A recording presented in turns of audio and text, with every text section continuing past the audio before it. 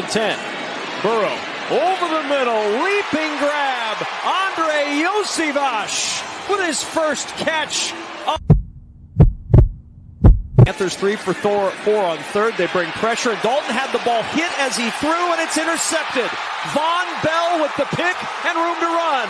Bell down the side. Panthers rush 4. Burrow has lots of time, and there's Jamar Chase with the catch. Breaking tackles. Chase down the sidelines. Panthers chasing Chase. They won't catch him. Hooday, Bengal fans. He is Eric. I am Jake. Our guy Mon will be joining us just shortly. This is the Bengals Pulse, the heartbeat of our Cincinnati Bengals as we get ready for Bengals Ratbirds this Sunday. Hooday, everybody. Thank you guys so much for joining us tonight. We absolutely appreciate it. Thank you, Aaron. Mon and Jake are my heroes, the wind beneath my wings. Aaron, that is so beautiful. And Mon and I appreciate that so much. We know that you're a Ratbird fan, but our biggest fan as well. So thank you, Aaron, for those kind words. All right. Mon is still not with us. So there he is. There he is with the 76er shirt on. Listen, Bengal Pulse fans, let me ask you a question. Let me ask you this question before we get started. We are right in the middle of hopefully another Bengals playoff run. I am in a group chat with these two knuckleheads and Ace and Zim, and all week long, all I've heard about is basketball, NBA basketball. Why would I want to hear about the 76ers? Please tell me, Bengal Pulse. Listen. Here's the thing. You can exit the chat anytime, but we are sports fans, and my team traded. It would be like the Bengals trading T. Higgins right before the season started. We traded Karl Anthony Towns. I got to talk about it with my guys, so if you need to exit the chat, feel free. And Mon's very happy with his 76ers guys that have jumped in, so he needs to come in and show the fact that it's going to be a T-Wolves 76ers finals. You can't handle it, you can leave the group chat. I'm sorry. You guys are going to love what I'm wearing Sunday after the victory. You're going to love it. And, hey, special thanks to Mon. Mon's been under the weather all week. He took some really good drugs today, and he said he went back there. He took whatever shot that they give Trey Henderson to practice. Mon took it today. He made it on the Bengals Pulse. We didn't think he was going to make it, but he got the medicine. He's here. Shout out to Mon. So we got Trey's back, Mon's back. They're both off. They're both off IR. Mon, you all right, bud? I am. I'm fever free for the last 12 hours. No fever. There we go. I regained my voice last night. I'm on antibiotics, steroids. Had to call out sick today, but it's excused by a doctor's note, so nobody get me in trouble for being on the Bengals Pulse. No, I feel better. It's just it's been a rough 3 days. It really has, but I'm turning the corner. Thanks, genetics. Look at this. Mon, you know the only cure for fever is more cowbell. I don't know if you're aware of that, but more cowbell is the cure. So maybe that's what Mon has right now. Is he had some more cowbell in his life. Hey, and I don't know if you saw this, Mon, but Aaron Butler has already put on here that you and I are the wind beneath his wings. Again, thank you, Aaron. We appreciate that. Mon and I are the wind beneath your wings. All right, guys. Listen, hey, we got a big game to talk about here. We got the first game for the Bengals in the AFC North. This is a game, guys, that can put the Bengals right back into this race very quickly. The 2-2 Ratbirds, the 1-3 Bengals. Obviously, the Bengals win this football game. They will jump the Ratbirds up to second place in this division with a divisional win. This game is huge. Our guy Zim has been talking about it all week in the group chat. This game could dictate the rest of the Bengals season. Did you need to say something, Eric? Well, before we got into that, I just wanted to – I didn't get to do a lot in the post-game show because of Carolina's spotty Wi-Fi. So I did want to give some of my thoughts on the game and some of my shout-outs. First of all, That area, the whole area, the whole drive up, there were trees down, laying next to 95, laying next to 26. Thoughts and prayers to everybody out in that area. It's not, Western North Carolina got hit the worst, but the whole state had so much wind damage. Our hotel didn't have the ability to give us key cards, so this poor guy had to run up to everybody's room and open it up when people wanted to go into their room. A 5-story hotel, he had to run to everybody's room anytime somebody left. So shout out to the whole population of Tennessee, Carolina. Our thoughts and prayers go out to them, but they were all hit hard, and that's pretty scary. You guys know I'm not a big fan of going to visiting stadiums, mainly because of how Jacksonville has treated us. But Carolina has changed my thoughts on that, man. Everybody there was so gracious. There were so many Bengals fans, but Panthers fans, the police officers, the people in the stadium, they were just so welcoming to visiting fans. We got the joke about, back and forth about being a Bengals fan, Panthers fan. There were some Ravens fans working there, but just shout out to that whole population, because that's how you should treat visiting fans. And I will look to go to another game when we go up there in the future because of how they treated us. Game was really, really fun. Sat in very similar seats, just higher than what you have in Cincinnati. Great view, so much action. Just couldn't ask for a better first victory. We wanted to get it earlier, but it was a great game. Lots of cheering, lots of celebrating. That was really exciting. Really, I was out there spreading the word of the Bengals Pulse. And, my boys kind of roll your eyes and whatnot, but we were waiting in line and met some good people there. And I'm standing there. Shout out to Sarah and her son. They were coming. She brought her son up to his first game from South Carolina, born and raised in Cincy. So I'm talking about, all of this Bengals stuff. We're talking back and forth. My kids are kind of rolling their eyes saying, here dad goes again. And I bring up, I do a podcast, and I'm not one to go out and spread the word that much, but I'm talking about it a little bit. You know how it is when you're telling people that you're on a podcast and they're like, yeah, sure. Well, I couldn't have asked for a better wingman than one of our listeners, Ty. Ty comes up as I'm selling these fans on the Bengals Pulse and showing them our QR code. And it was almost like I paid him. He comes up from out the back. He's like, "You're Eric from the Pulse, right?" I'm like, "Yeah." He's like, "Oh, man." And he talks up the Pulse. We take a picture together. So all these people that I'm selling the Pulse on are like, "Oh, man, this is the real deal." So it really, I couldn't have paid him better. So let me get his his YouTube handle real quick, because I got to give him a shout out. It's Ty Randon 21. So shout out to Ty. Great to meet you.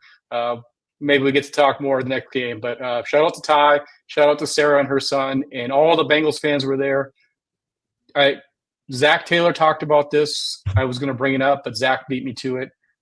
The Bengals fans travel well. That stadium freaked out when T caught the first ball and every one of us chanted T. The Panthers fans were like, "What the heck is going on?"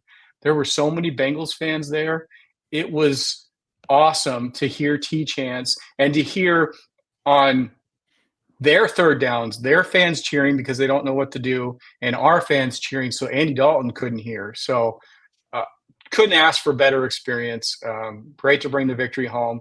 I'm ready to talk about the Ravens now. I just had to I had to give all of my shout outs and all my props before we get into it. Obviously, yeah, we awesome. appreciate we appreciate all you guys. Listen, Eric, let me tell you right now, if you ever want to name drop, 2 words for you: Mon Abel Hassan. Name drop it. He is Twitter famous. You will have swarms. Mon, am I right? It's tough being me. It's tough being me. I told everybody I'm 1,976-1 in Twitter battles. I've lost one battle. That's one hell of a winning percentage. Go up fast. That record is on really my way up to the Hall of Fame. It's unbelievable. Never lost. Once again, guys, thank you so much for joining us. Listen, real quick, guys, if you are watching on YouTube, as you can see up in the top right-hand corner is a QR code with our Bengals Pulse logo. If you are not following us on Twitter yet, all you have to do is scan that QR code. We would really appreciate it, guys, and it will take you right to our Twitter handle. We would absolutely love you guys to be following us so you can see all the content that we put out on Twitter as well. So again, that is right up there in the top right-hand corner. Eric, thank you so much for throwing that up there. As always, great job. We appreciate it. Once again, guys, Houday to all of you out there. Houday Cornell, we appreciate you guys joining us tonight. Yes, Jennifer, go Mon. He is the one, the only Mon Abel Hassan. All right, guys, let's talk about this. Well, before we get to the matchup, there was some other stuff going on in Bingledom this week. Brad Robbins, a friend of the Pulse, we have had him on the show before. He gets activated from the IR, and as Paul Daner explained, guys, the activation had to happen. So, I know when it happened, there were a lot of Bengal fans on Twitter like, why did we do that? Why did we use that at the time? Well, it had to be done, guys. That was not something that the Bengals could choose whether or not to do. It was the way they set it up. So they had to activate Brad Robbins, and then he was released. We obviously wish Brad all the best to him. He was a great friend of the show. We met him, guys, up in Cincinnati. He was so gracious to us, gave Eric's son a signed football. Again, Brad, we wish you the best of luck. But now, guys, it's Ray Cal's job, and Ray Cal he's earned it, right? I mean, this guy right now is absolutely booming it. He leads the NFL in a couple categories when it comes to punting. And I don't know if you guys have seen him interviewed yet, but got a great personality. Again, we're glad to have Ray Cal, but we do want to wish Brad all the best. Your guys' thoughts real quick on this move by the Cincinnati Bengals this week. Go ahead, Mon. No, we knew it was coming. Can you guys hear me? Yeah, we got you. Okay. No, I think we knew it was coming. Ray Cal has just been phenomenal, absolutely phenomenal.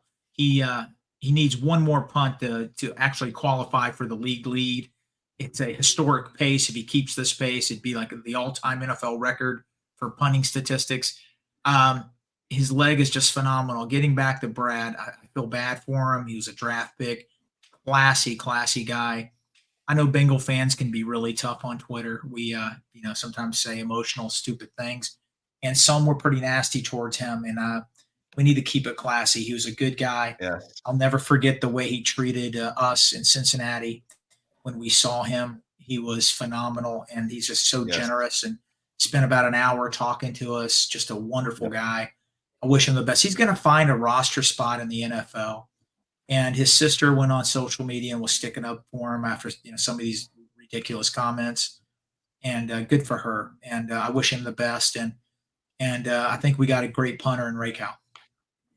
Yeah, Great. and just to add, I mean, Brad's just a good guy. You never want to root against the good guys. And James Rapine brought this up on the Locked On podcast too. He won the job in camp. Brad was going to get the job. And it was kind of a Drew Bledsoe moment. Brad goes down, and Ray Cal just comes in and takes it. The reason they designated him for return is because Brad won the job. They were expecting Ray Cal just to hang in there. That's a good point. And Brad would come back, and we would know that the battle, was won by him. But Ryan Ray Cal came in, stepped up. He's statistically one of the best punters in the league right now. He's almost, what is he averaging, like 56 net? It's just outrageous. We want to see him a whole lot less, but it's sure nice to know when he's in there that he's going to flip the field. I mean, we saw it in Carolina. His first punt from our vantage point looked like a duck. And the next thing you know, it's got them pinned back there. We were like, oh my God, I don't know how he put that kind of spin on the ball, but it was a great punt, and it did what we need. Go ahead, Mon. I don't think fans really realize how important that is.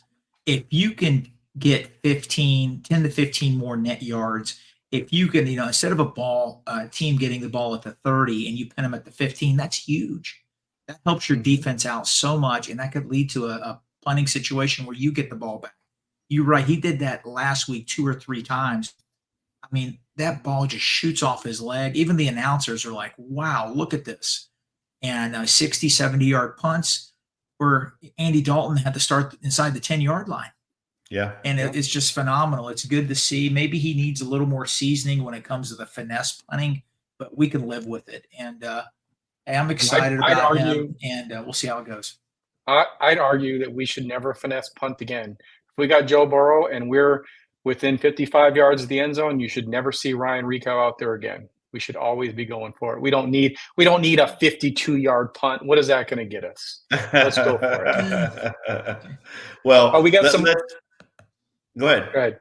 I was going to say we got some other good news. I don't know if that's where you were going with this, but Miles Murphy and McKinney Jackson were activated from the IR. That's where I was going with it. And again, guys, this is big news. The Bengals getting a little bit healthy in that front seven on the defensive side of the ball. This guys, Miles Murphy, McKinley Jackson activated from IR. Now, obviously, there's a 21-day window still with these two guys, but they practice again today. Going to be interesting to see where those guys are. Not only that, but not only do those guys get activated, but we also have BJ Hill and Trey Hendrickson back at practice, guys. This defensive line, again, getting healthy.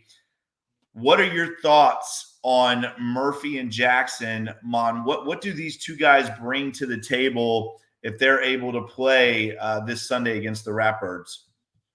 Brings a lot. We're undermanned. We're understaffed there. And Murphy, if he can come in and give us 10, 15 snaps. If Jackson, I mean, from what I'm reading, Jackson might be a week away because that 21-day window activated Monday. I would love to see him come back this week. We need another bigger body defensive tackle. If he's not ready this week, I definitely see him next week against the Giants. But, it's good. Miles Murphy needs to come in. We know Trey Hendrickson, we're going to talk about that in a few minutes, nicked up a little bit. We need another edge rusher. It's good to have him. And don't forget somebody that did play the last 2 weeks, Chris Jenkins has really impressed, and let's hope that continues.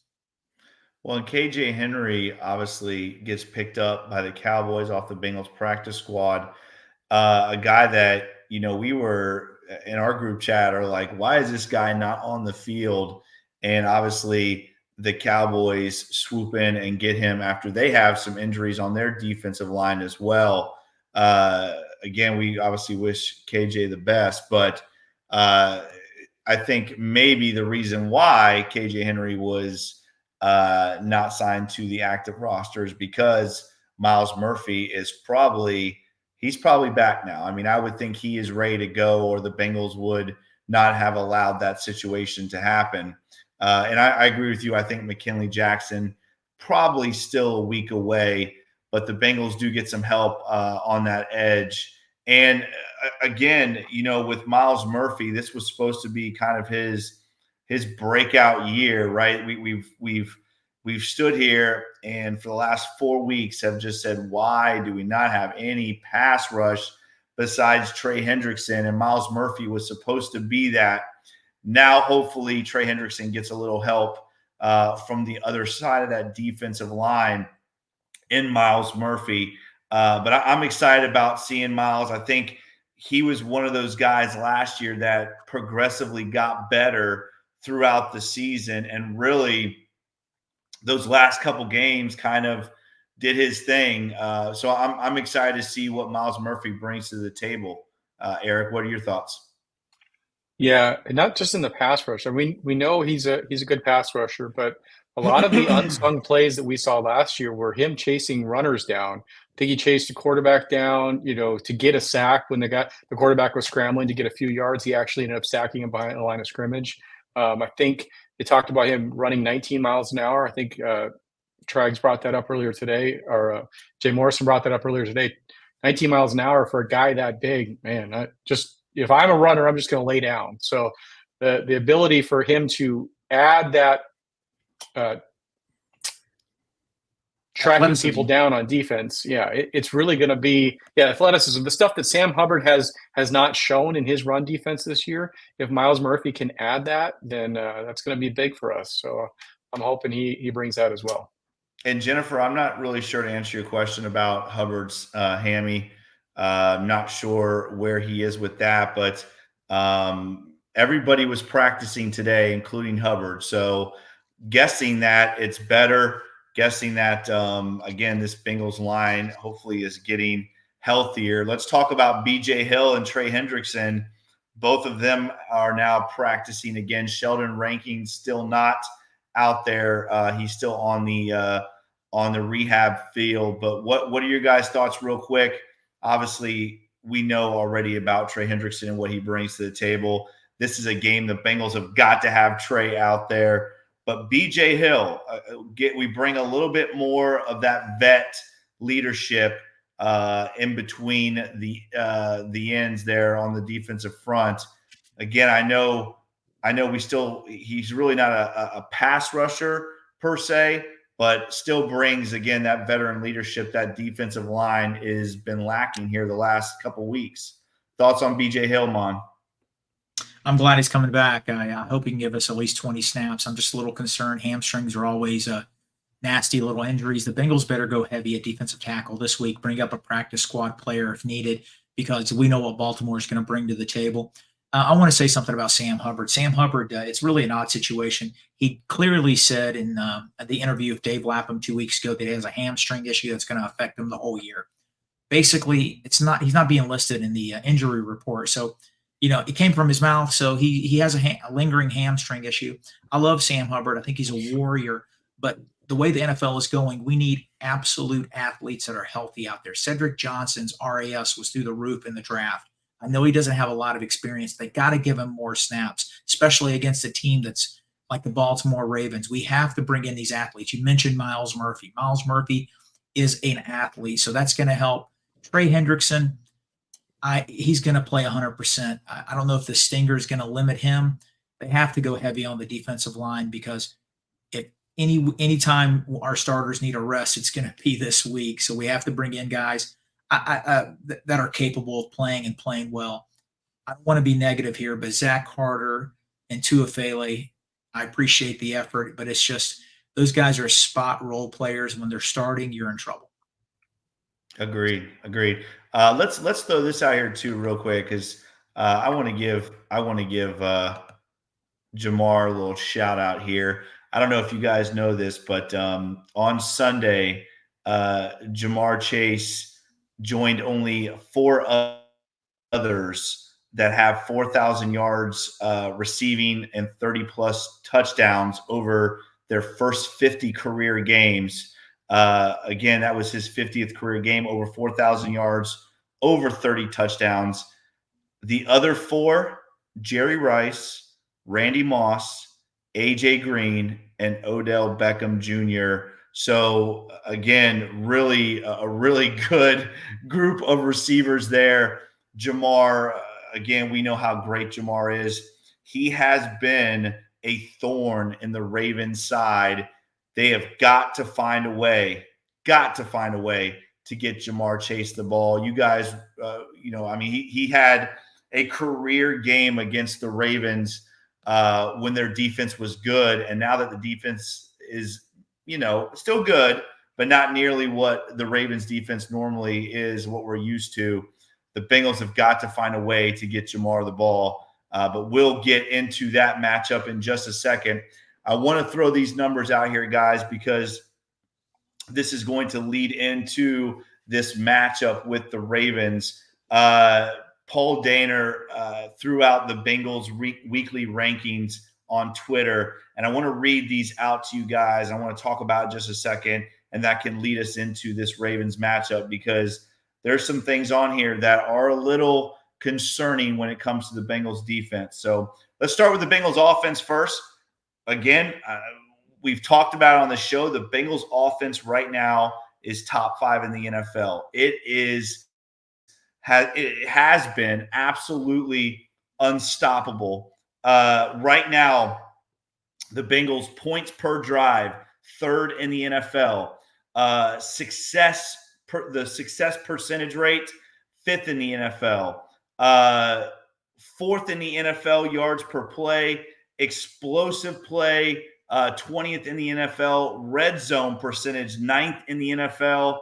But then we look at the defensive side of the ball. Those same statistics, points per drive, the Bengals are 27th in the NFL. Third on offense, 27th on defense, guys. The success percentage rate, the Bengals fifth on offense, 28th on defense. Per play, 29th on defense.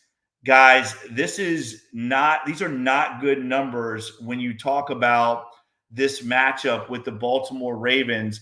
Honestly, for me, guys, I am not worried at all about this Bengals offense. I think the Bengals offense are going to score points of plenty against this Ravens defense. But this Ravens offense against this depleted Bengals defense, especially up front, this front seven, if it's not healthy, guys, this could be a bad matchup for our Cincinnati Bengals. Let's get into this matchup, Mon, and I want to get your thoughts right away. Again, I'm saying this Bengals defense versus Ravens offense is the key matchup in this game because, again, I feel like this Bengals offense is unstoppable. What are your thoughts, Mon, on the key matchups of this game? Yeah, when you play the Ravens, it's pretty easy. The Bengals offense is playing really well, but the problem is they're not going to be on the field a lot. They have limited possessions. Every time we play the Ravens, we get 6 or 7 possessions the whole game. That's 3 to 4 less than any other game. So when the Bengals do get the ball, we can't have punts. We just talked about Raykov. We can't have them. We got to come down and score because those possessions could be limited. You're right, Jake. It's a bad matchup for our defense. That's why I'm glad some of the reinforcements are coming in. But Baltimore's running the ball at historic numbers. They are unbelievable running, and that is our weakness right now. We have to go all out to stop the run. We have to sell out and stop the run. If he throws some balls to Zach, who's his wide receiver, Zay Flowers, if he throws balls to his tight ends, so be it. Let Lamar beat us with his arm. Let him beat us with the arm. We got to stop the run. We can't let that Travis Henry run. We can't let him run. It's just the Bengals have to make them, one-dimensional. Take away the run. I know that's not rocket science. Now, concerning our offense, guys, we haven't played a defense like this, and I'll tell you, their 2 defensive tackles are 350-pound monsters. Pierce and the guy from UConn that I liked, Travis, I forget his last name. He's a great defensive lineman. And it's hard to run. Matabuke is also there. They got a great defensive line. We can't give up on the run early. That's one thing that concerns me about Zach Taylor. We still got to keep on trying. Our offense has evolved a little bit. But I think the Bengals are going to be ready. I know we're not going to get deep into the predictions yet, but I have my reasons. I'm very optimistic about the game. But, yeah, you're right. They're going to have to sell out to stop the run. We cannot let Baltimore control the clock. I'm with you, Mon. I honestly, I look at this Ravens defense, and yes, I think you were talking about we talked about Travis Jones. Travis Jones from UConn. Travis Jones from UConn. He is one of the best in football. Yes, he is. He's a good football player, and this defense, obviously with Roquan Smith. I mean, this is a good defensive football team. For me, I love this Bengals offense, and I think it's clicking on all cylinders right now. I think the Ravens are going to struggle to stop this offense as they have in the past. But this Ravens run game, again, I never go into a Ravens matchup worrying about Lamar Jackson beating us with his arm. It's just not going to happen. He's just not that kind of quarterback. But his athletic ability and what he can do outside the pocket is very dangerous. This run game, again, with Derrick Henry last week, looking like the Derrick Henry of old. I mean, this is a guy that you cannot let get going, right? I mean, the Bengals have shut him down in numerous matchups against him when he was playing in Tennessee. But he's a guy that we've seen that if you let him get to the second level of the defense, it is a dangerous matchup. The Bengals have got to sell out on the run game, guys. They really do. Make Lamar beat you with his arm. He has proven over and over again he cannot do it. He cannot beat good football teams with his arm, but you cannot let him get outside the pocket. I want to talk a little bit, Mom, because you and I have talked about this off air. Do you remember the days when I remember one matchup when Lou basically had Akeem Davis-Gaither just spy Lamar the entire game, and the Bengals defense that day absolutely shut him down. Do you think Lou is going to do something like that again, where he's going to use Akeem Davis-Gaither, who has gotten a lot of snaps this year already, the first 4 weeks of the season? Do you think we could see something like that again, where Akeem Davis-Gaither maybe spies Lamar Jackson and is able to take that threat away? We've already seen Jaden Daniels be able to get outside the pocket and make things happen against Cincinnati Bengals. We cannot allow Lamar Jackson to do the same. You've got to keep Lamar in the pocket. He is not good in the pocket as he is outside. Mom, what are your thoughts? Yeah, I think they will. I think they need to do that. I think when Trey Hendrickson takes a breather, Hubbard, I think the defensive ends that come in. Remember the Washington game when Jaden Daniels sort of played a little bit of Lamar, and our backup defensive lineman didn't contain him. They just bit, and the guy took off running for 20, 30 yards. We need to make sure we might not get a lot of sacks this Sunday, but we need to play contain, keep him in the pocket, like you just said, make him beat us with his arm. I want the Bengals to come out with 5 defensive lineman looks. I know they've done that in the past. If they could play a 3-4-7, play with an extra linebacker, have Pratt, Wilson, and Gathers out there, or Gaither out there at the same time. We just need a bigger bodies out there. We got to stop the run. It's an absolute must. And our offense, we can't punt. I'm telling you right now, every game I've looked, Baltimore absolutely controls the line of scrimmage, and they control the clock, and it kills us. It puts so much pressure on our offense. You know what? Let's take a page out of their book. Let our offense control the ball a little bit. We're playing with 2 extra tight ends.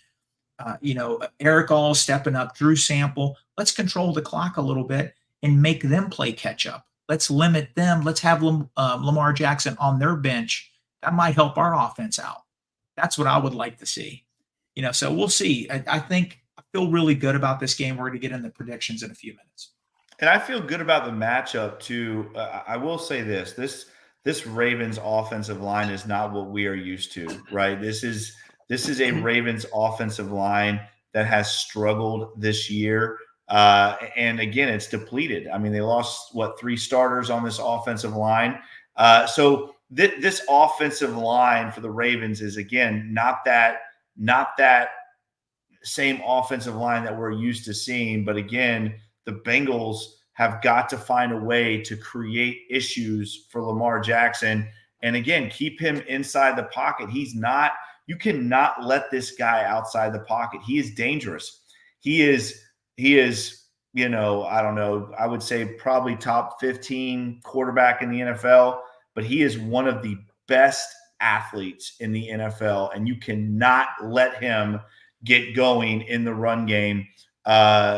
And because we've seen it, we've seen him hurt the Bengals when he gets outside the pocket.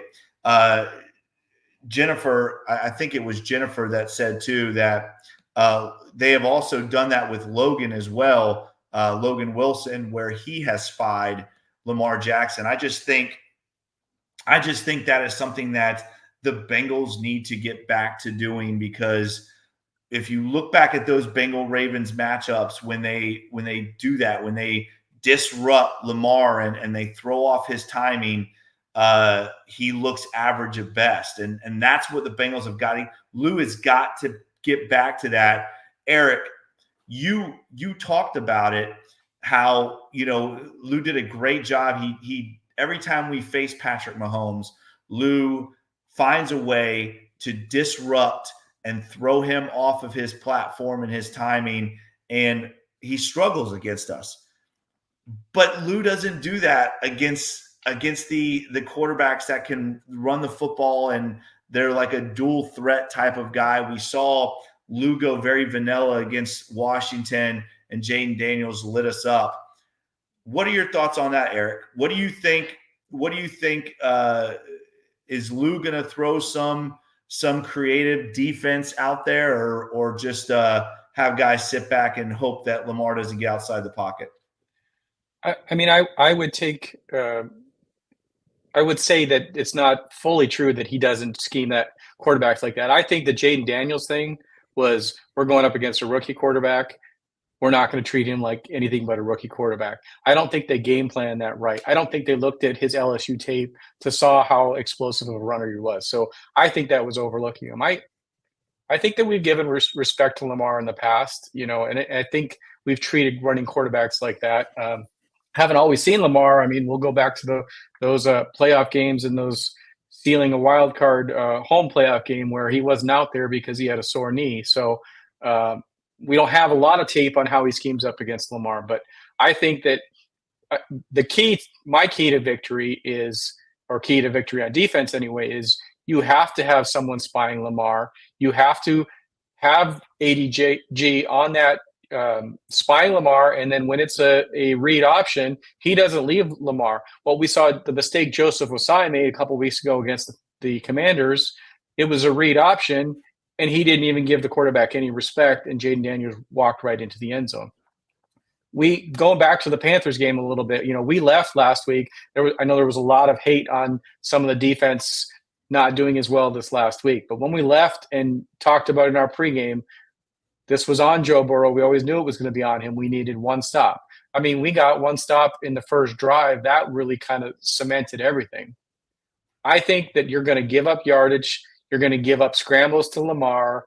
You're going to give up running yardage to Derrick Henry. The key is, like Mon said, the key is when Lamar throws, you keep him in the pocket so he can't run, and you make him make those throws. You make him make those throws he made against Kansas City in week 1. Those were some good throws. One of them, it was a shoe size away from being a victory. But make him sit in the pocket, make him understand the pressures that Lou's bringing, and because that's where he's failed in the past, not reading the defense properly. So I mean, I think you guys hit on the keys completely on defense, but most likely this is a shootout. Most likely our techs are going to be blowing up because we are giving up some of those plays. Hopefully it's through the air and not on the ground, but it's all going to come down to scoring fast and getting more possessions than the Ravens do. And I like what James is saying too. I mean, James is right. This Bengals run game has improved since the last time we have faced the Ratbirds. And again, Mon, you talked about it earlier. The Bengals, they need to control the clock. Like they need to use Baltimore's best weapon against them, right? And that is keeping these quarterbacks off the field by controlling the clock. And I think the Bengals can accomplish that, Mon. I mean, what are your thoughts about the Bengals run game versus this Ravens defense? Again, I like the matchups. I like what I saw last week, and I think the Bengals can do it again this week. Yeah, I disagree with you. It's a horrible matchup for us. If you look at the stats, Baltimore's only given up 58 yards rushing a game. Yes, our running game looked really good the last couple weeks. We got to get more than 58 yards rushing against the Ravens. I'm trying to, while you're talking, I'm trying to do some research here. In the last 5 years, the average time of possession for the Ravens against the Bengals is 35, 37 minutes a game. You remember that game in 2020? They ran for 400 yards against us. We only had the ball 19 minutes. They had it for 40. Lamar Jackson only threw 18 passes that game. Yeah. We can't have a repeat of that. We have to make sure we sell out and stop the run. I know the matchup looks bad, but Lou Anarumo, you guys said that a few minutes ago. When it comes to Lamar, it seems like they're a little, he's unsure. He doesn't know, what to do. Do what Bill Belichick does. Do everything in your power to take away their strength, and that's their running game. You know what they're going to do for us? They're going to take away our strength. They're going to take away Jamar. They're going to take away Higgins. They're going to take away Yoshivas. They're going to do everything in their power to minimize our run game. They'll gladly take 5 yards of pop us running. They would do that anytime. We have to run the ball. We have to just keep it a little honest. Joe has to play a great game. What he said in the press conference yesterday is true. He has to be nearly perfect. So, but just to add on to that, okay, so their game plan is going to be to take away our weapons, Jamar, T, our run game. They're stat-wise, they're one of the worst defenses against tight ends. Can we see this being the Gesicki and the Eric All breakout game? I mean, if Joe's going to take what's given to him, we're going to be going to those tight ends all day long, and then that's going to give you those long drives because you're going to be getting 8 to 15 yards at a pop. Do you think that's the game plan going in, or are we just saying, F it, Jamar's down there, I'm going to trust that he's going to make a play? I say all the above. Go ahead, Mom. Yeah. I think. Go ahead, Mom. No, go ahead. No. I think I agree with just everything you said there, Eric. I think they are going to look at Jamar. He's such an explosive player. That slant or that crossing that he turned into a 60-plus yard touchdown. Every time he touches the ball, he's a threat. But you know what? Eric All, Drew Sample, all of our young tight ends that are playing now, Gesicki, the Bengals have never really presented that to the Ravens. So that's a positive thing. The Ravens stats passing, people can't run against the Ravens, so they're forced to pass the ball. And so it's a little skewed there. But this offense is a lot more diverse than any other offense that's played against the Ravens. So that's why I'm optimistic. And just one thing, they've never seen the Bengals in this type of offense under center. We've never seen it up until these last few weeks. So that'll be new too. Go ahead, Jake. I was just going to say, I mean, Mon and I disagree on this, but this Bengals run game is better than what the Rat Turds have seen so far this year. The Raiders, the Cowboys, these are two teams that struggle to run the football. I think those numbers are a little bit skewed. And I think this Bengals run game is good. I think it's better than what we've seen in the past. And I think this offensive line that the Bengals have is better than what we've seen in the past. I have faith in this run game. I have faith that hopefully Zach Taylor understands that you've got to run the football to win these AFC North games. It's why we have struggled the last couple years in the AFC North. Not that these teams are better than us roster-wise. It's the game plans going into it. And I'm hoping that Zach has a good game plan going into this football game. Again, we have not had a running back like Chase Brown, a guy that if he gets to the second level, he can go on anybody. And I think the Bengals have got to run the football. I think they've got to run the football to win this football game. I'm not saying not let Joe do his thing because, again, Joe is top 2 quarterback in the NFL, and you've got to put the ball in his hands. But I think the Bengals have got to find a good balance on offense this week if they want to win this football game. The AFC North games are not easy, guys. You guys know that. They are battles. It has to be complementary football. I think it's going to be hard to run against the Ravens, but I'm not saying I don't want them to run. They still have to try. They got to continue. And we cannot get 15 play drives by Lamar. And let's face it, our defensive line is getting back together. These guys are coming off injuries. I can't have 35, 40-minute time of possession for the Ravens. If that's the case, it's going to be a long day for us. That's where the Bengals game plan, they have to come in. Hopefully they come out early and score right away, put some pressure on the Ravens. I was talking to somebody yesterday about this. I want the Bengals to defer if they win. I would rather them get the ball in the second half. Because it seems like every time we play the Ravens come out to a 10-7 lead. They get the ball in the second half, and they come down and score. Next, we're down 10. It's like the same script every time we play them. One other thing, I know this is a Captain Obvious comment. How many Bengal games have we seen against the Ravens where a key turnover just absolutely derails us? We got to be careful with that. We cannot turn the ball over. Last year, Geno Stone picking off Joe Burrow. We were at that game. The Bengals were going to win that game. Yeah. They started ugly, terrible first 18 minutes of that game. Then things started coming together. They were on the way to winning it, and we just can't have that. We can't have it, especially against this team.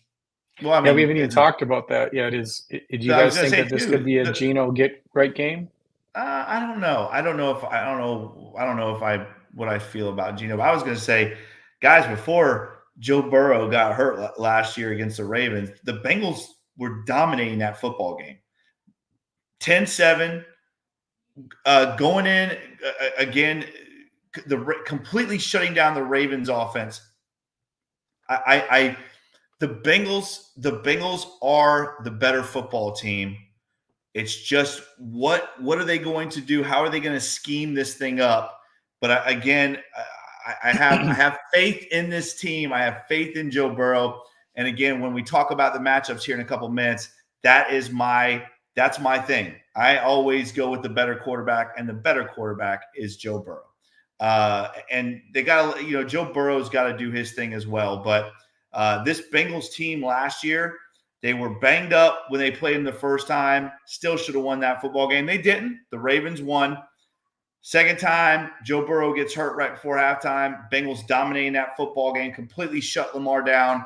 And then obviously we know what happened after that. So this Bengals team, again, I think I'm not the only one. This is the best team in the AFC North, the Bengals are. And they've got to go out and prove it at home against the Ratbirds. Go ahead. Yeah, Eric, we can go.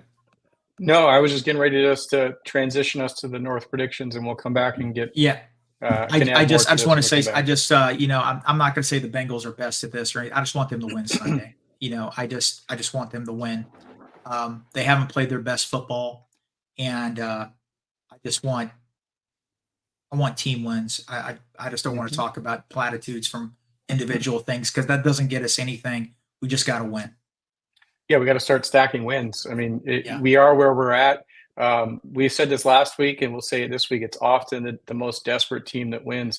Yeah, we got our first win last week, but we're still the more desperate of the two teams. Baltimore is riding a high. They went out and just took it to Josh Allen. Kudos to them. I mean, they took his will. Josh Allen, they were undefeated. They were supposed to be one of the best teams, and Baltimore took it to them. So I think Baltimore is going to be riding a high, and we're going to be more desperate. And it's usually the more desperate team. Adding on the fact that we're home, I think that helps. Go ahead, Mom. I just want to add one thing. I think it's a psychological thing with the Bengals. They come in, the Ravens come in, and they punch us in the face. They run it down our throat. And I think psychologically the Bengals need to punch back. I don't want them to do anything dirty. I want them to play hardcore football, legal hits, but hit them hard. I want them to be the aggressor. Lamar Jackson is 8-1 as a starter against the Cincinnati Bengals. That has to end. That has to end. Okay? If I had a choice between Joe Burrow and him, I would take Joe Burrow 100 times. Joe Burrow has to come out and dominate this game Sunday, and his teammates need to protect him, and we need to punch these guys. They don't respect us. We need to punch them in the mouth. Do it legally. Hey, if we get a 15-yard penalty for being a little overly aggressive, I'll take it. We need to be aggressive and not intimidated by them. Yeah, and I do want to say this. I think obviously we do. We've had this bad past. We've had this bad past with the Bengals matchups in the AFC North these last couple years. But I also think we're giving the Ravens way too much credit. This team is 2-2. They lost to a bad Raiders team. This is not a Ravens team that strikes fear in the heart of anyone. I'll be honest with you guys. I still think the Bills are pretenders. They went out and they beat the Bills, but that game didn't impress me what they did against the Buffalo Bills. I need to see more from this Baltimore Ravens team, and they don't strike fear. They don't strike fear, and I don't think the Bengals. I think the Bengals feel the same way. But again, Mon, like you said, they have to go out and prove it. We can sit here and talk about all these other things, but we have got to go out and prove it. And the Bengals have a great opportunity to do that at home in front of their home crowd.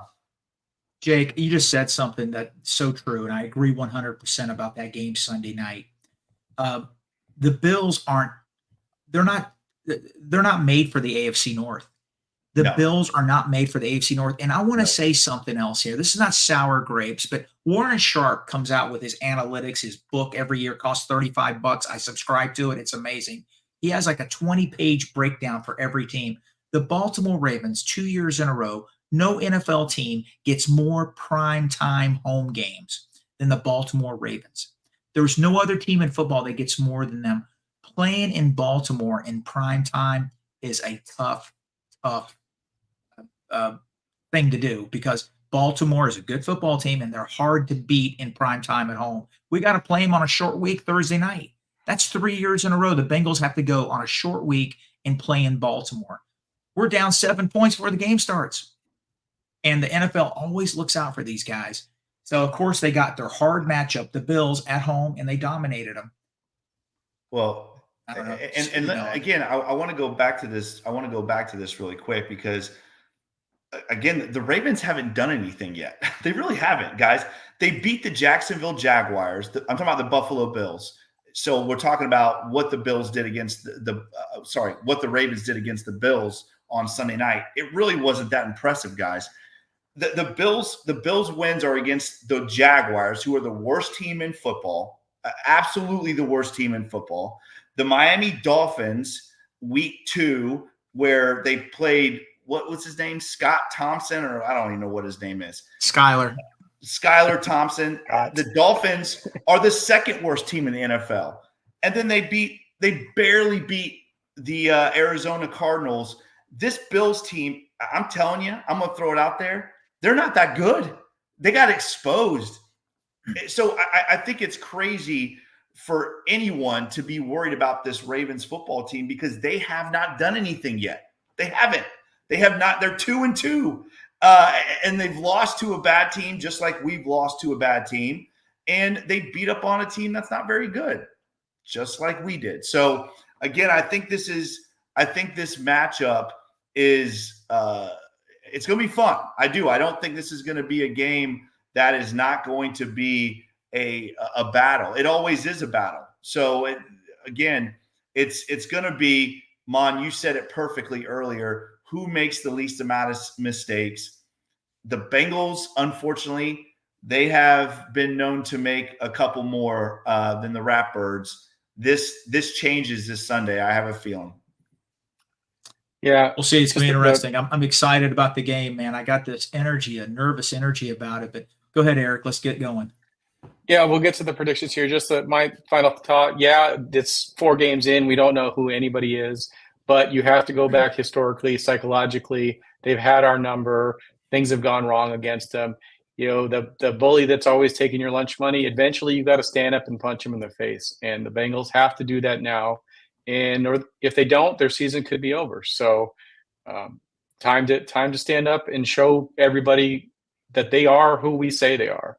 With that, let's get to the AFC North predictions. Only 3 games this week, so not as much to discuss. But let's throw it up on the screen here. We're going to start with the Browns at Commanders. I think we got Jake going first. So, I'm going Jake, first. Browns at Commanders. Listen, guys, the Washington Commanders are for real. This football team is very good, and again, not to toot my own horn, I said it from the very beginning. Jane Daniels, best player in the draft last year, best quarterback in the draft. The Chicago Bears should have drafted him. I talk to my buddy all the time about that, who's a big Bears fan. Jane Daniels he's the truth. He is legit. He's everything that Ravens fans hope that Lamar could be. This guy can do it all. He can get outside the pocket and make plays. He can throw the football from the pocket, unlike the Ratbirds quarterback. This guy is the truth. Washington is a good football team, guys. And to be honest with you, I think they absolutely dismantle the Browns. I got Washington winning this game 31-13 over a Browns team that is not very good at all, gentlemen. Yeah, I might have Mon score up here first. So, Mon, go ahead. After watching the game against us. I was really upset because Washington had their way against our defense. But then what they did last week, they are phenomenal. I think they've only punted once in 3 games. That offense is legit. Kingsbury's doing a great job. The Browns don't have a chance in Washington. I got the Browns losing 27-14. I got to add something here. Jake, I know you're going to love this because, I've always been accused of sticking up for the Browns. But they came out.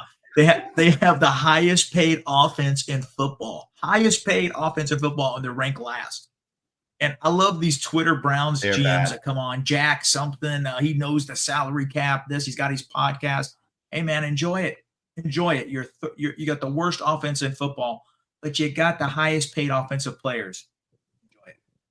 So are you finally going to not talk them up next offseason when they do this again? Can you finally accept that it doesn't work? No, I'm done. I'm off the train. It's all good. I don't believe that. Eric, do you believe that? I do not believe that at all. They always win the offseason for Mon. He always gets worried about them, but then they come out and do Browns things. Well, we're not going to talk about them, though, because we got them in a couple weeks, and they still have our number. So let's leave that for a couple weeks from now. I just want to say one other thing. How does that front office allow the best offensive line coach in football to leave? That's crazy. I mean, I know it's a great thing. He's with his son in Tennessee. He was under contract, and they could have said, "Hey, no, you're not allowed to interview him." It's crazy. It benefits us because they have crumbled in that offensive line. Too bad he wouldn't have come to Cincinnati. Anyway, I would take Bill Callahan in a heartbeat right now in Cincinnati. Mon, I agree. He's the best in football. Yeah. We were flip-flop. So, Jake, go ahead and give us Dallas Cowboys versus Pittsburgh Steelers. This game in Pittsburgh. Jake, give us your thoughts and your prediction. All right. Guys, you know how I feel about the Pittsburgh Steelers. This offense is not very good. And they got exposed last week. When this team is going to play a good offense, they are going to get outscored. Because the Steelers' offense is just not very good. It's not very good. And when they play a team that's got weapons that can score, they are going to struggle this year. And I think Dallas is that team. I think Dallas wins this game 27-14. I think Dallas is the better football team, and I think the Steelers will get exposed once again for their offense and how bad it is. Mon? Yeah, I playing in Pittsburgh though is one thing that they're tough to beat there, and I can't figure out the Cowboys. I can't figure them out. Dak Prescott, highest paid quarterback, CeeDee Lamb. They have all these high priced players. They are just one of the most inconsistent, toughest teams to figure out. I'm gonna pick them because I still don't believe in the Steelers offense. I have the Cowboys winning 21-17 in Pittsburgh.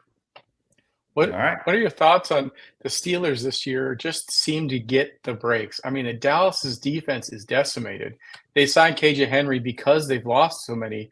I mean, if there's ever a conspiracy, how the heck do the Steelers catch all these breaks? My God. I don't know. It's going to be hard. Pittsburgh's going to run the ball, but Pittsburgh's offense will get better. I don't think they'll be a top 15 offense, but they're going to get better. And it's not going to be easy for Dallas, but I think just overall Dallas has the better quarterback and better skill players, and I think that's going to lead to the victory. Well, let's hope so. Okay, the game everybody's here for, even our Ravens fans that are really super Bengals Pulse fans in the chat. We got so many Ravens fans. We got so many closet Bengal fans that pretend to be so important. Fans. Yeah. Mon, give us your takes and prediction on the Ravens at Bengals. Yeah, we talked about it a lot previously before the other predictions. It's all about controlling the clock. The Ravens want to control the clock, limit the possessions. If you think about it, the last 25 years, that's been their staple. They run the ball.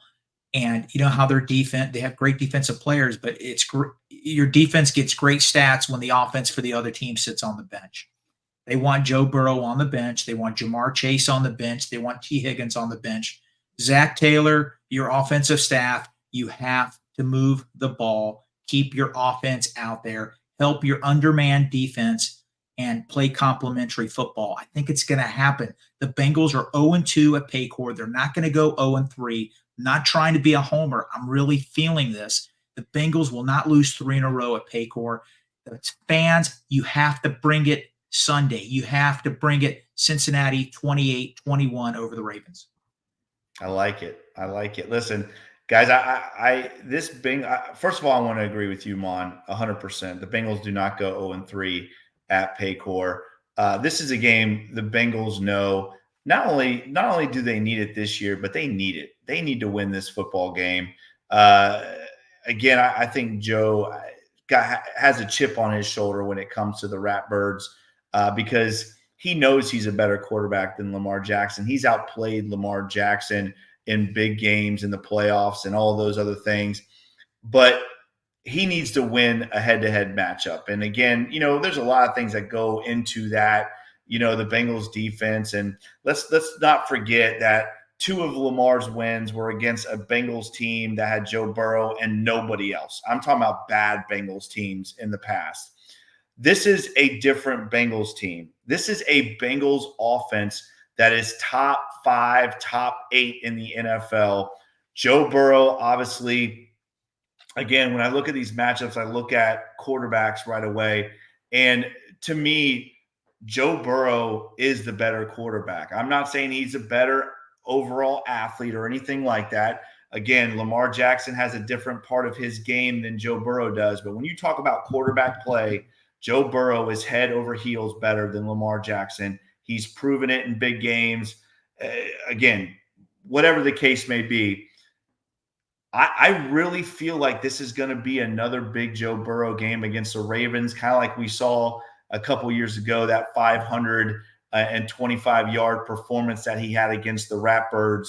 I do think, though, that the Ravens will be able to run the football against this Bengals defense, again, that has struggled to stop the run. But I like the Bengals in this football game, and I like them winning this game 31-27. I think this will be the game of the week because I do think it's 2 teams that are both desperate. I wouldn't just say the Bengals are desperate, Eric. The Ravens are 2-2, and they have not looked very good all year. Again, they looked good last week against the Buffalo Bills, but I already told you my thoughts on that. This is 2 desperate teams playing. Again, both of these teams are the favorites to win this division, whoever you're speaking to. This is going to be a good football game, guys, but I like Joe Burrow and the Cincinnati Bengals in Paycor Stadium 31-27. I like it. I like it a lot. Yeah, for sure. Yeah, it's going to be a war, and I tell you, I can't wait. I'm really excited about it. I think the Bengals play their best football game of the season this Sunday at 1:00. Well, and before we get out of here, we'll give our final thoughts on it. But I think but we've been putting together. There's bits and pieces throughout the Super Bowl run and the AFC Championship run. There were bits and pieces of the Joe Burrow that we saw last week and the offense that we saw last week. I think that this offense is finally coming in to be what we always thought it could be with Joe Burrow because they've evolved that scheme into more play action and not just spread them out and let Joe read. I think that this is going to be the first game that everything really gets put together and we don't have to see Rico out there and we don't have to see McPherson out there. One thing that nobody brought up earlier, and, a lot of times these games come down to a very long kick. The Ravens kicker, Tucker, is not what he used to be. He's still got the power, but he's missing a lot of over 50-yard field goals. This game could come down to one of those last second field goals. I hope it doesn't. I hope it doesn't too. I think my key to the game is going to go, and I'll ask you guys for your key. One key to the game, outside of stopping Derrick Henry, mine is going to be aggressive play calling. And if we're within 55 yards, we do not punt. We do not kick a field goal unless it's a last second. Jake, let's go to you. Or go ahead, Mom. You're ready. No, Jake, go. No, I just want to say I don't agree with that. I mean, if we go for it and we give them a short field, we just gave them 3 points. We have to play smart football, punt it, and pin them back. We need Ray Cal, punt it inside the 10. We don't want to lose the field position battle because we lose the game that way. It's going to be one of these games. But do you want to see another punt when we're on our 46 and we punt it and it's a touchback? Okay, I don't want them to get the ball at the 46.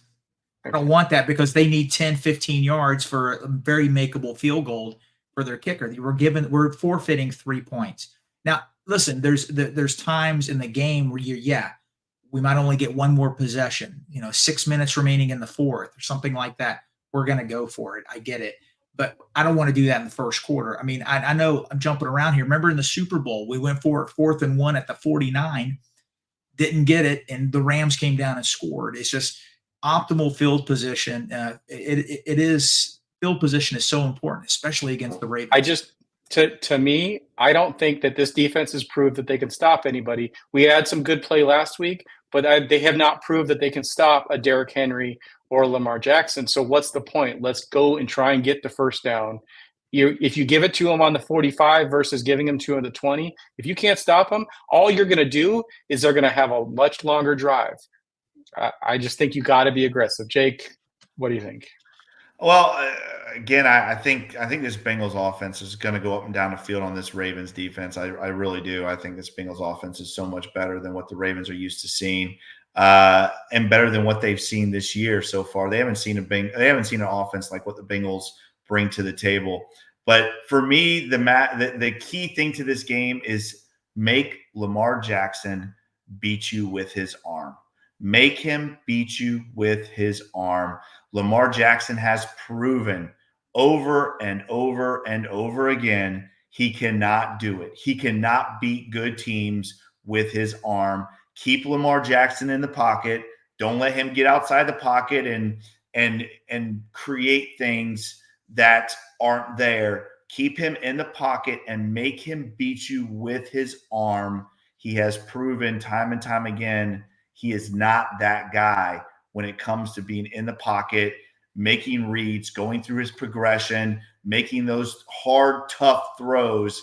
He is not that guy. The Bengals have got to keep him contained in the pocket.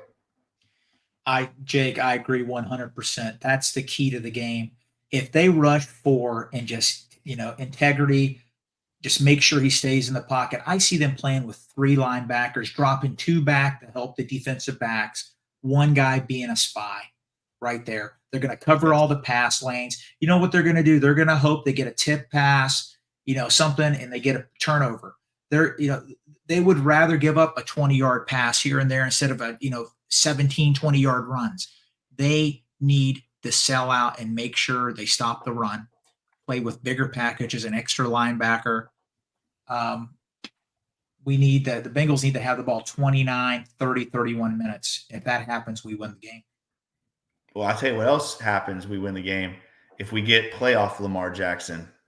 Let's get playoff Lamar Jackson, the guy that's 2-4 and has looked mediocre at best when it comes to playoffs and big games. Give me playoff Lamar Jackson on Sunday, and I will be very, very happy, and we will be celebrating because playoff Lamar Jackson is absolute garbage.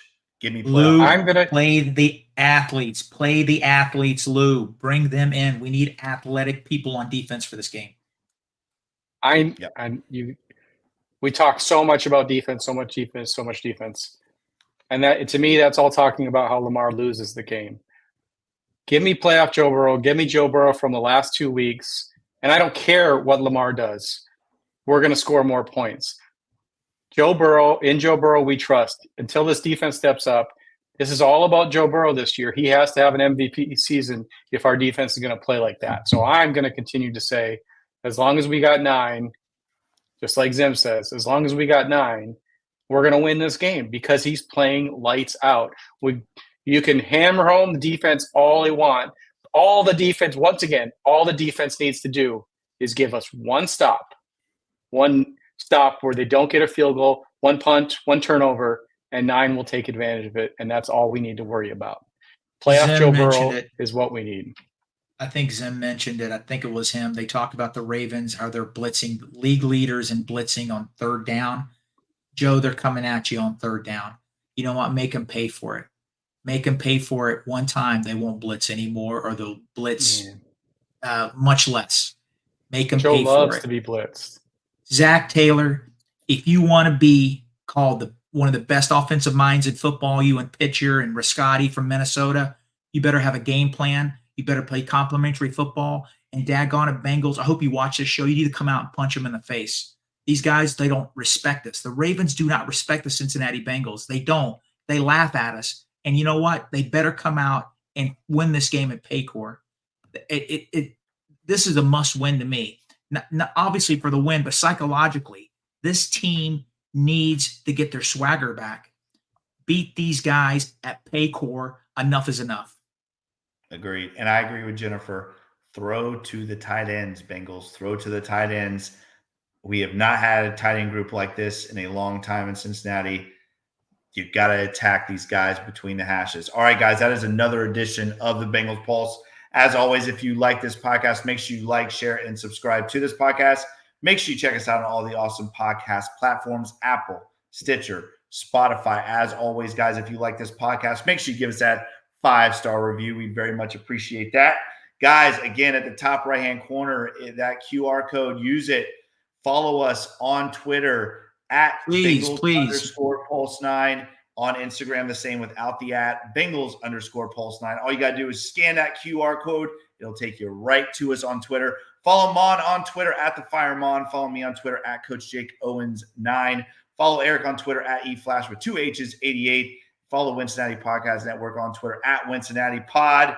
All right, guys, make sure you tune in because the Bengals Pulse will be going live right after the Ratbirds enter Paycor Stadium to get their feathers plucked. I don't know. I don't know what that You're right. Thank you, Ben. Thank you, Ben. Yeah. But yes, join us right after the game on Sunday, after the Bengals demolish the Rat Turds in Paycor Stadium. We will be right here with you guys. Again, we appreciate you guys so much. Thank you all for joining us. Even all you closet Bengal fans out there that call yourselves Ratbird fans, we appreciate you guys as well. He is Mon. I am Jake. That is Eric. Hoo day, Bengal fans. We will see you on Sunday after a Bengals victory.